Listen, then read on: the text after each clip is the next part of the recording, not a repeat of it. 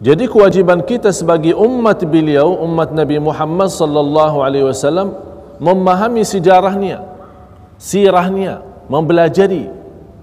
Jadi sebab pertama untuk mempelajari sirah beliau agar kita bisa dan mampu mengenal lebih baik dan lebih dalam lagi tentang kemuliaan Nabi Muhammad sallallahu alaihi wasallam.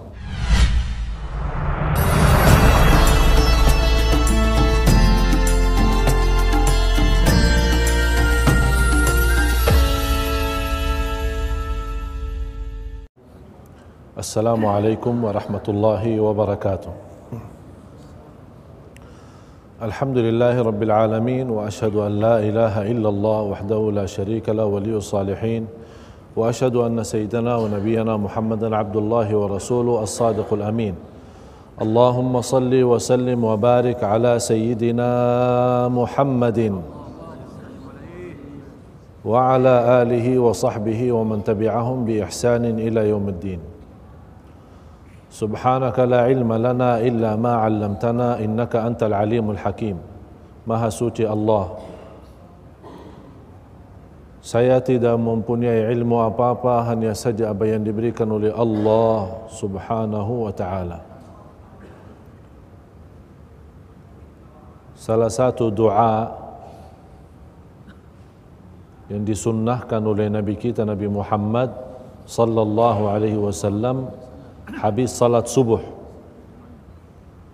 Doa sederhana, tapi dari sisi makna boleh jadi satu ceramah. Allahumma inni as'aluka ilman nafi'a wa rizqan tayyiba wa amalan salihan mutaqabbala. Singkat, mudah, sederhana, tapi dari sisi makna sangat luar biasa. Boleh jadi pembukaan hari kita. Ada biasa orang buka harinya dengan doa, atau misal hari aktivitasnya, hari kerja, hari apa saja mulai dengan doa. Ada yang bawa doa, semua doa bagus, semua doa bagus. Tapi saya kasih yang terbagus, yang terbaik. Habis salat subuh baca doa ini. Allahumma inni as'aluka ilman nafi'a. Ya Allah, aku mohon berilah kepada aku ilmu yang bermanfaat. Jadi seolah-olah kita minta hidayah, minta petunjuk dari Allah. Dari habis subuh sampai malam hari, ya Allah hari ini saya bekerja, saya minta ilmu bermanfaat. Warizqan tayyiba, dalam ya Allah saya mencari rizki, mencari nafkah, ya Allah jadikan rizki yang saya dapat rizki baik. Arti kata baik beda sama kata rizki halalan. Rizki baik beda sama kata rizki halalan. Kita selalu minta kepada Allah warizqan halalan. Rizki baik beda sama rizki halal. Rizki yang halal yang dimaksud masuknya halal, tapi belum tentu pengeluarannya halal. Ini yang menjadi salah satu persoalan besar di antara umat Islam, sangat pelihara dan menjaga masuk rizki halal 100%. Pas dia keluar tak jelas kanan kiri, berantakan, ada halalnya ada haram. Tapi kalau masuk, Masya Allah, halal 100%. Yang dimaksud rizki baik beda sama rizki halal. Rizki baik, masuknya baik dan halal, keluar pun halal dan baik. Sedekah, berbuat baik, amar ma'ruf, nahi munkar, untuk anak yatim, untuk masjid. Jadi betul-betul sumber masuknya baik dan sumber pengeluarannya pun baik. Itu beda rizki tayyiban sama rizki halalan. Wa amalan salihan mutaqabbala. Amal salih yang diterima. Jadi kita minta ilmu bermanfaat di dalam panjang hari kita, halal rizki baik, masuknya dan pengeluarannya, kemudian segala amal yang kita lakukan dalam kerja, di kantor kita, di dalam perjalanan. Ya Allah, jadikan amal itu amal salih yang diterima oleh Allah. Luar biasa. Saya pernah bikin satu ceramah hanya ini doa saja, ini doa. Apa rahasia dari? Jamaah sekalian, sallu ala Rasulillah. Kita lanjut sama-sama dalam pertemuan yang sudah lewat, yang sudah lalu, kita sampai kepada cerita Abraha.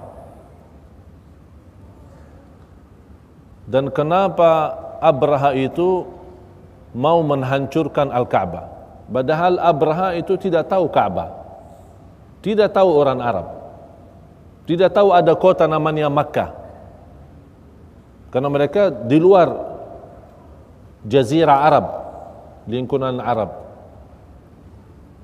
Abraha ini yang membuat dia marah dan mau balas dendam akibat yang dilakukan oleh sebagian dari Quraisy yang datang kemari dan buat hajat besar di gereja Al-Qulais yang ada di Yaman waktu itu. Itu yang membuat Abraha bersiapkan diri dan membawa tentara untuk menserangi Makkah. Dan saya sudah sampaikan, waktu tentara yang dibawa oleh Abraha itu, dia pakai gajah.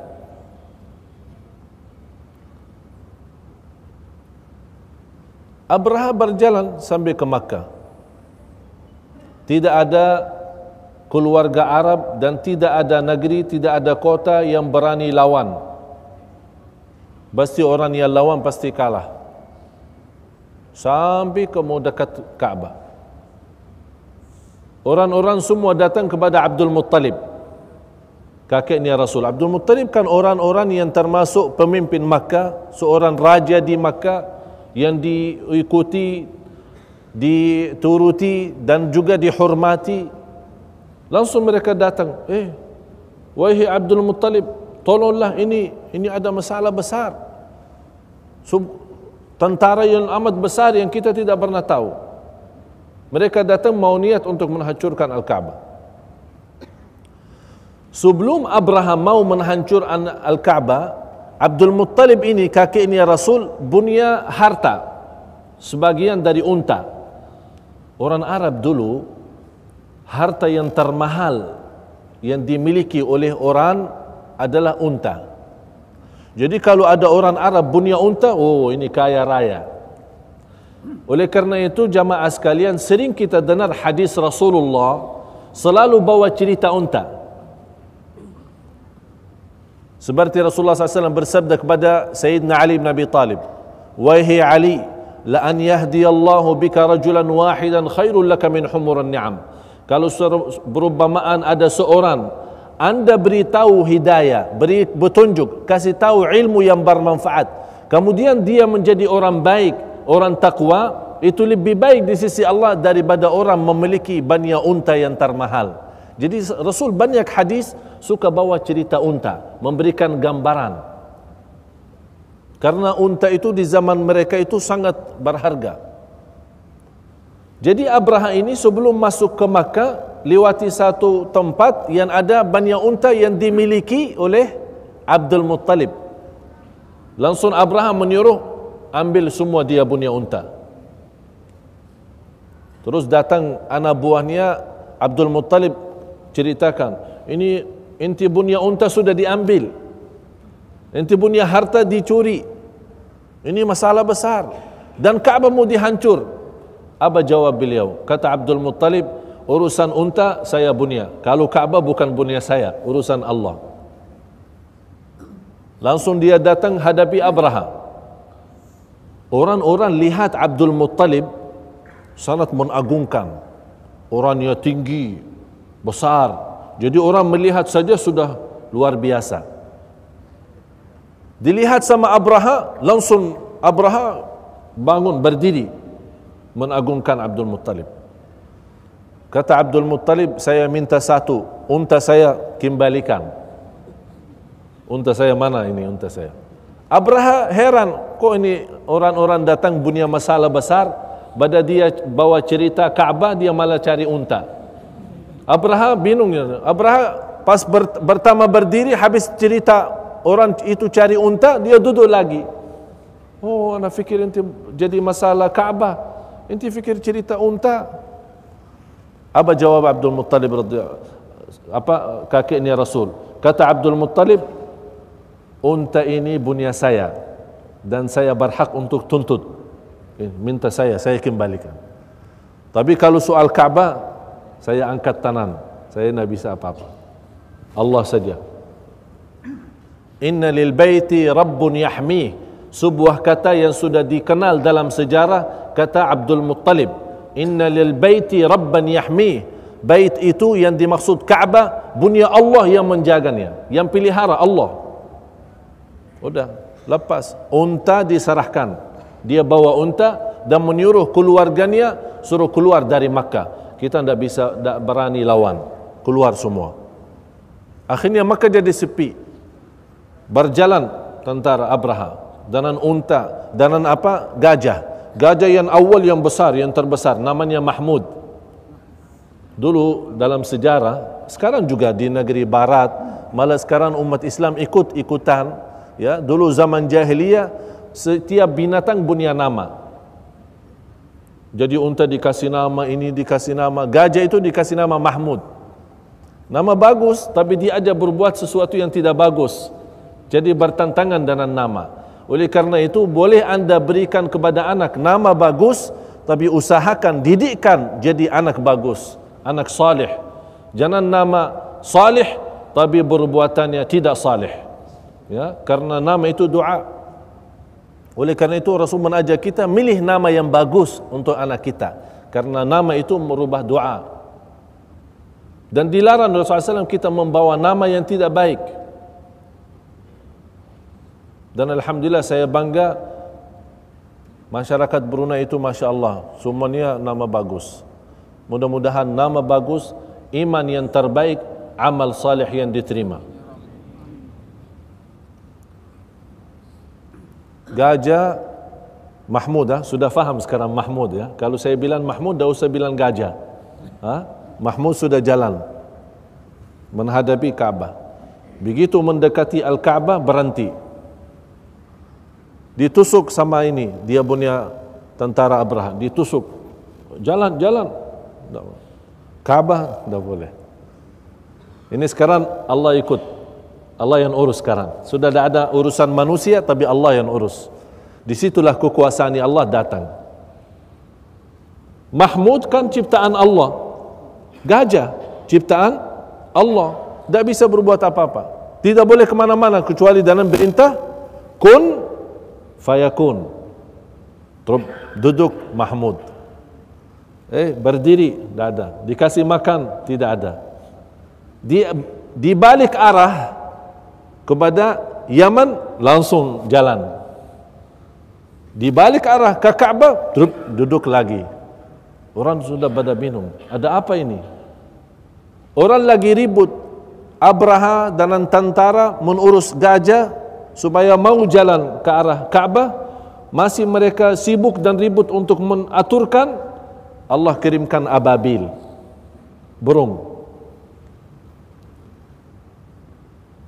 Masing-masing burung itu membawa 3 batu. 2 di bagian kakinya, 1 di bagian mulutnya. Dan subhanallah, setiap batu sudah punya orangnya. Seolah-olah batu itu punya nama. Jadi dilembar, tidak. Yang misal batu ini kena Mahmud, ya Mahmud. Batu Ali kena Ali. Tidak ada batu Ali diambil Mahmud, tidak ada. Subhanallah, maha kuasa Allah. Dilembar, dilihat oleh mereka kelompok ababil yang segitu banyaknya datang kemari dan melembar. Batu yang jatuh kepada mereka kena kepala, keluar dari dubur. Coba bayangkan, masuknya lewat kepala, keluar dari belakang. Dan setiap orang kena batu itu, langsung dia punya tumbuh badan itu hancur, satu persatu. Pertama kulitnya, kemudian dagingnya, yang ketiga tulangnya habis. Allahu Akbar. Maha kuasa Allah. Ini Ka'bah, Baitullah. Siapa yang berani macam-macam? Yang mau bermacam lawan Al-Ka'bah dan terhadap Al-Ka'bah, berarti dia berani lawan Allah. Itulah turunnya azab.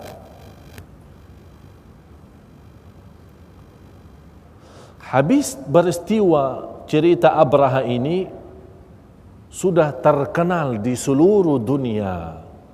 Apa itu Ka'bah? Karena ini peristiwa yang cukup dahsyat, peristiwa yang luar biasa. Di mana-mana orang dengar berita, oh Ka'bah, ini begini keadaannya. Jadi dari situlah mulai manusia, baik maupun tidak baik, dalam agama sah, tidak agama sah, agama benar, tidak benar, semua dalam hatinya mulai mengagungkan Al-Ka'bah. Sebabnya cerita ini. Dari situlah manusia mengagungkan Al-Ka'bah. Apalagi kelompok Arab.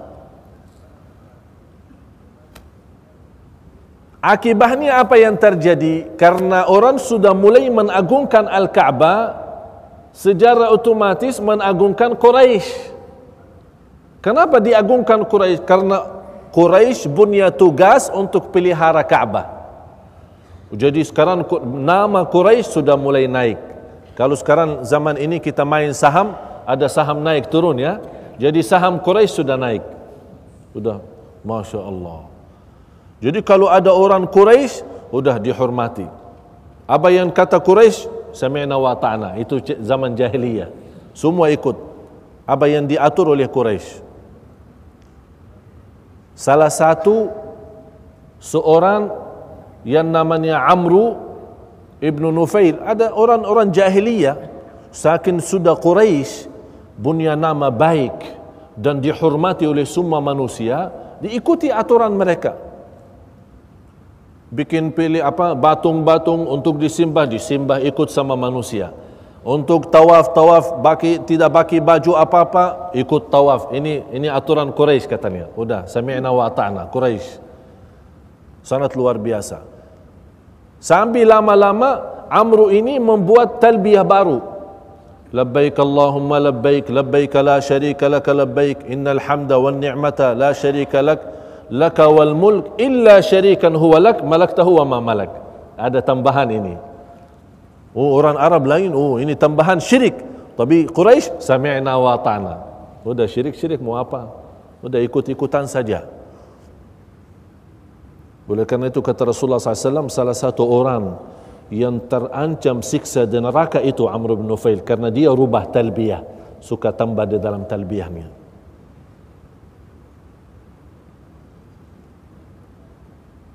Abdul Muttalib, kakeknya Rasul, sudah juga punya kekuasaan yang dihormati dengan kehormatan yang luar biasa. Habis terjadi cerita Abraham.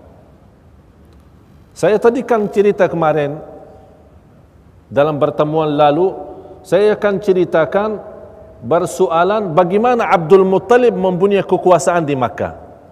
Masih ingat cerita Nabi Ismail? Kabilah Jurhum sama kabilah Ghatafan terjadi perang besar, akhirnya menguasai Makkah Ghatafan hampir 400 atau 500 tahun. Kemudian kembali kepada keturunan Nabi Ismail yang namanya Qusay.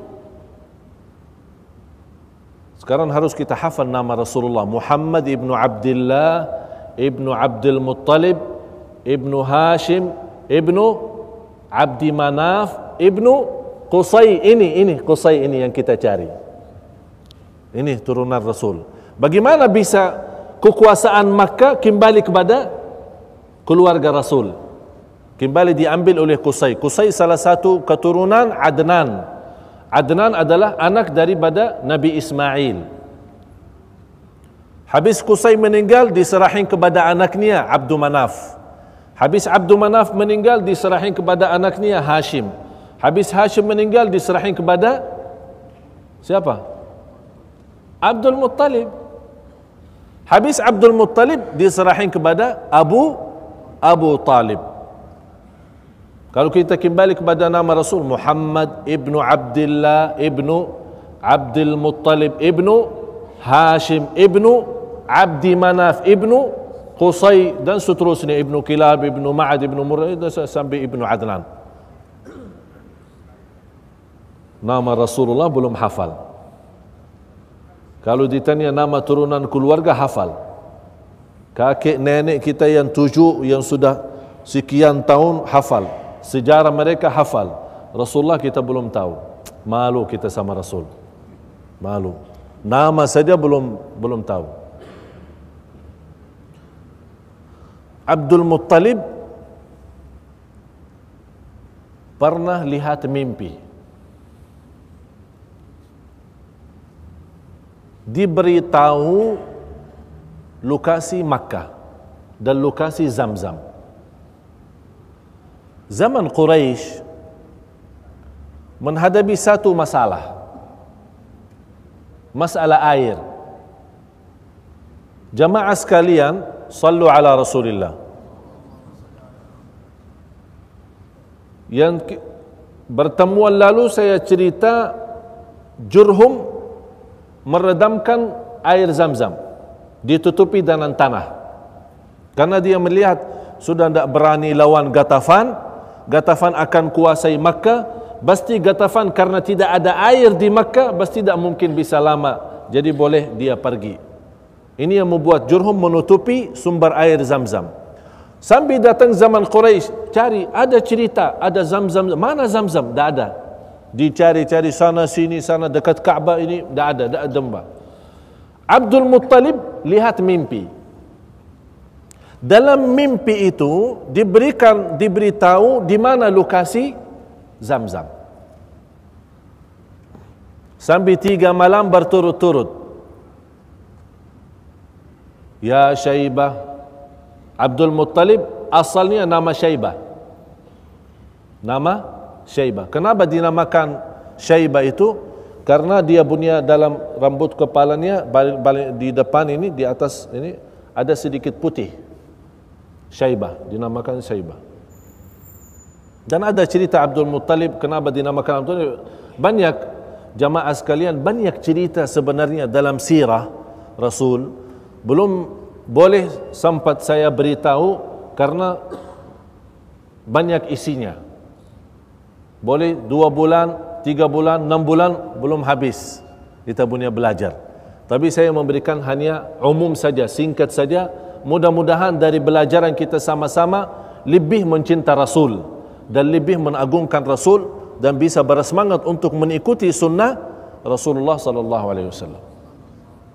Lihat mimpi 3 malam berturut-turut dikasih tahu tempatnya Zamzam di mana. Bangun Abdul Muttalib, habis 3 hari dia bertanya. Habis masywarah, habis ini, oh ini udah cari Zamzam. Dia punya anak 1, Al-Harith.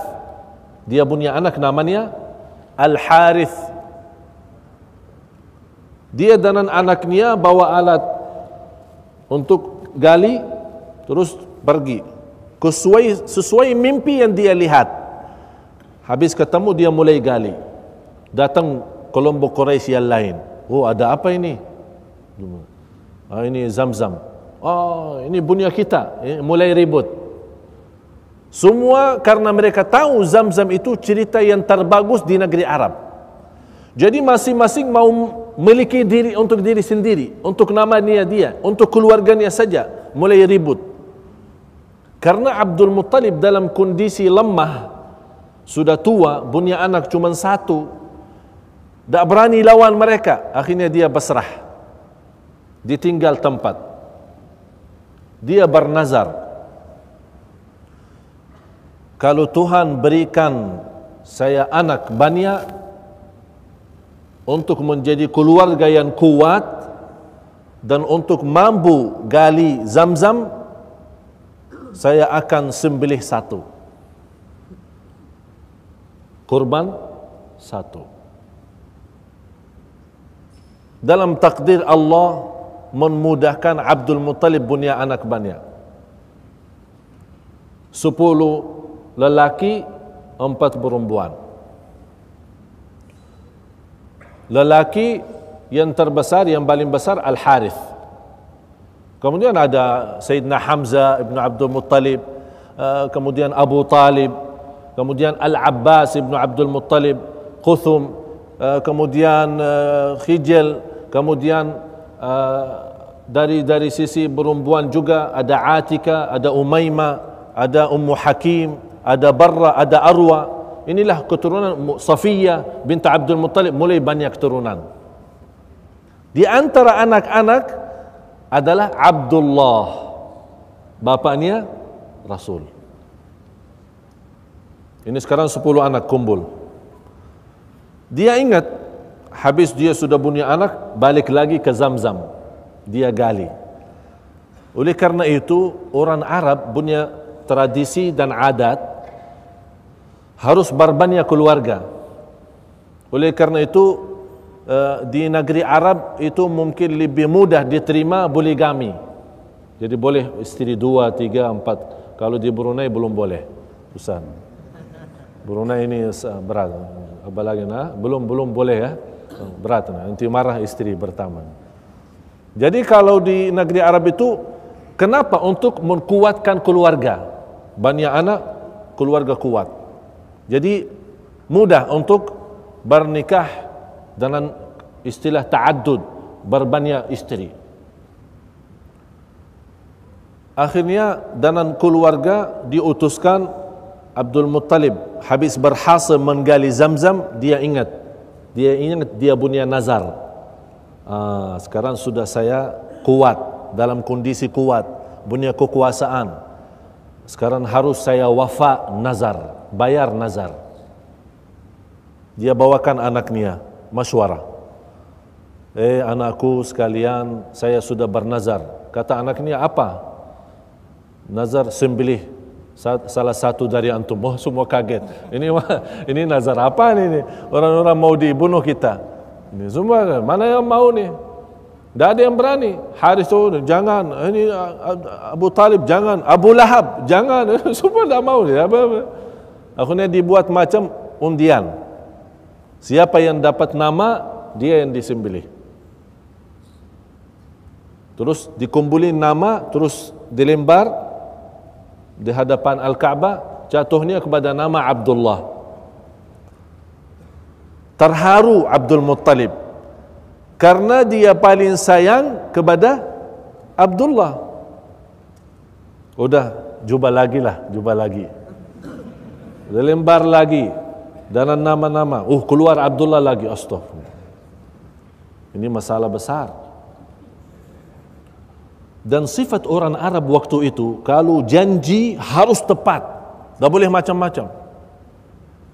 Walaupun mereka syirik, walaupun mereka kufur, tapi masih ada sifat-sifat baik.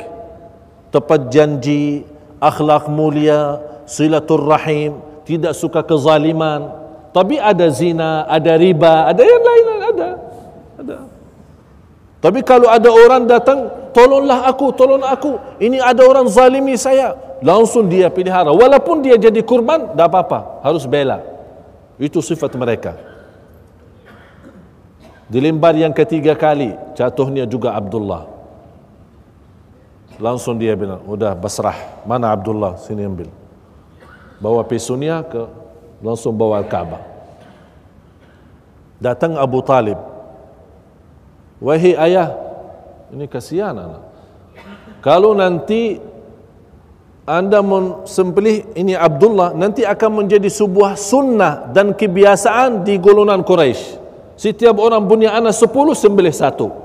Jadi nanti kebiasaan. Jangan. Dikhawatir nanti menjadi sebuah kebiasaan, nanti orang-orang suka seperti itu. Terus kata Abdul Muttalib, terus jalan keluarnya apa? Apa yang harus saya lakukan? Ini nazar. Harus saya selesaikan, lunaskan nazar, bayar nazar. Habis itu kata musyawarah dengan golongan Quraisy, kelompok-kelompok Quraisy berkumpul. Habis musyawarah, udah begini saja. Kita membuat undian lagi, tapi dengan Abdullah dengan 10 unta. Kalau jatuhnya ke unta, udah ikhlaskan unta menjadi sedekah untuk semua orang. Kalau jatuhnya ke Abdullah, cuba undian lagi. Akhirnya habis musyawarah, udah boleh. Udah dibawakan 10 unta. Sekarang sudah yang lain sudah keluar ya. Tinggal hanya Abdullah ini yang menjadi masalah ini. Kalau disembelih mana nanti jadi rasul? Mana jadi rasul? Inilah cerita yang untuk bagaimana yang terjadi terhadap Abdullah dan apa cerita selanjutnya dan bagaimana jalan keluar dari bermasalah yang sangat meributkan dan sangat mengagungkan dan sangat mengganggu. Ini insyaallah dalam pertemuan yang akan datang. Innallaha wa malaikatahu yusalluna 'alan nabi ya ayyuhalladzina amanu sallu 'alaihi wa sallimu taslima walhamdulillahi rabbil alamin.